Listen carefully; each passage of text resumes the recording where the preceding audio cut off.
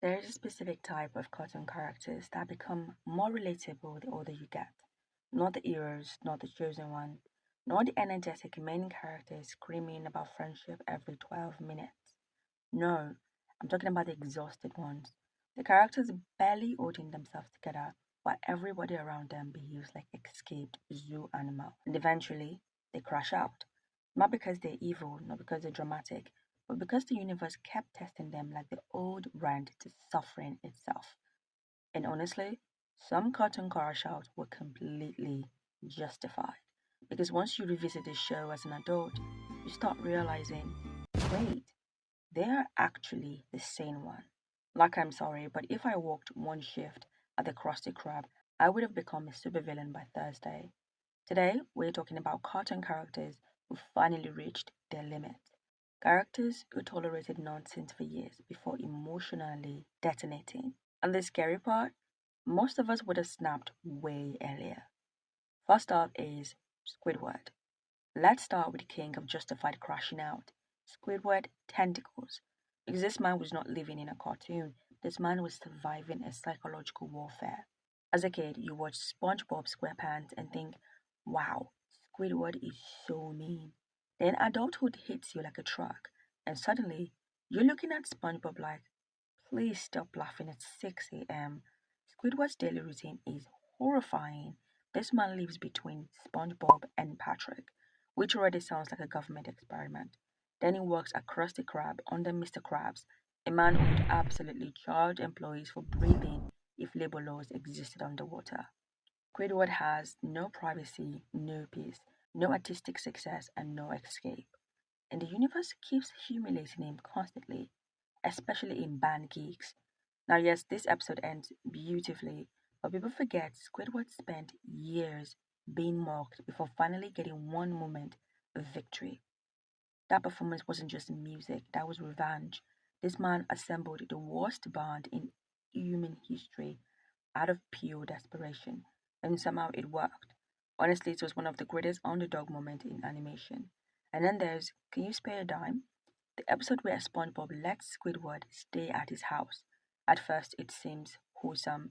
Then Squidward slowly transforms into a freeloading goblin, consuming entire mountains of food, while SpongeBob deteriorates physically. And honestly, that episode feels like two mentally unstable people accidentally becoming roommates. But even then, you still understand why Squidward broke. Because imagine spending your entire life surrounded by people who don't understand you. That loneliness is real.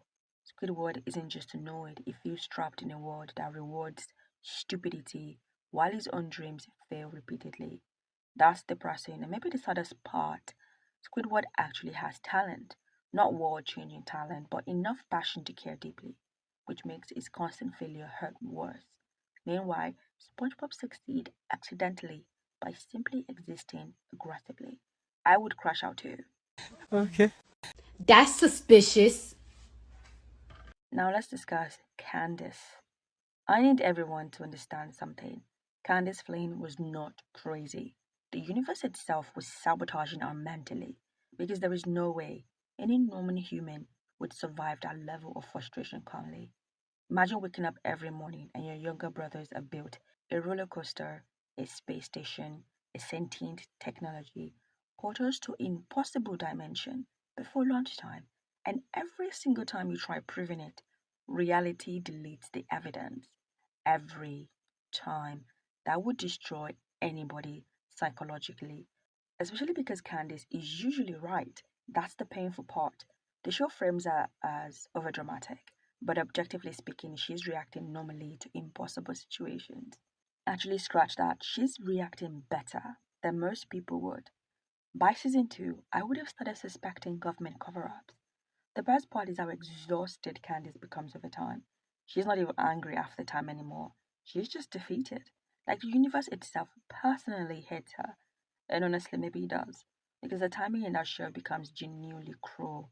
The mom arrives 3 seconds too late every episode. 3 seconds. That's not even a coincidence anymore. That's divine intervention. And yet, despite all this, Candice still loves her brothers, which honestly proves she has the patience of a saint. Because after the 50th disappearing invention, I would have started mailing anonymous letters to scientists. Now let's discuss the most overworked manager in cartoon history, Benson. This man has spent years babysitting two employees who should never legally operate machinery. Mordecai and Rigby are not workers, they are natural disasters wearing employee uniforms. Every episode starts with a simple task: take out the trash, set up chairs, clean the park. Then suddenly reality collapses. Now we have a demon, a cursed keyboard, or an interdimensional monster destroying the city. And somehow Benson is expected to manage this professionally. Oh, absolutely not. People mean Benson yelling, but honestly, he had valid reasons every single time, especially because he actually tries to be patient sometimes. But every single time, patience immediately backfires. There's an episode where Mordecai and Rigby literally destroy time itself over a clock. How is Benson still employed after all these insurance claims? Actually, forget employment. How is he alive? This man's blood pressure must have looked like a boss battle. And that's what makes Benson relatable, is that he represents adult responsibility in chaotic environments. Everybody else gets to act stupid. Benson has to deal with consequences, and that is exhausting. There's also this sadness underneath his anger because Benson genuinely wants the park to succeed. He cares, which makes the constant disrespect hurt even worse, especially episodes showing how lonely he actually is outside work. The rage stops feeling funny once you realize this man's entire life revolves around cleaning up other people's disaster. And honestly, Benson wasn't crushing out enough. If I was him, oh my god, there would be an hurricane level of crash out.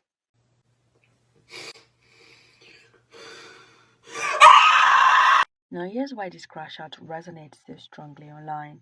Because adulthood changes how people watch cartoons. As children, audiences usually side with chaos, the loud characters, the funny characters, the energetic protagonist. But then life happens, bills happen, jobs happen, stress happens. Suddenly, you rewatch the shows and realize, oh my god, the exhausted characters were completely justified. Squidward becomes relatable because burnout is real. Benson becomes relatable because responsibility is exhausting, and Candice becomes relatable because nobody listening to you is infuriating. That's why Crash Out compilations explode online constantly, because deep down, people understand the feeling of reaching your limit.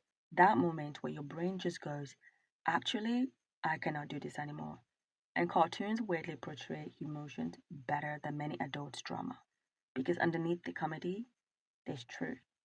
At the end of the day, the funniest part about this character is that they weren't even asking for much. Squidward just wanted peace, Benson wanted competence, and Candice wanted validation.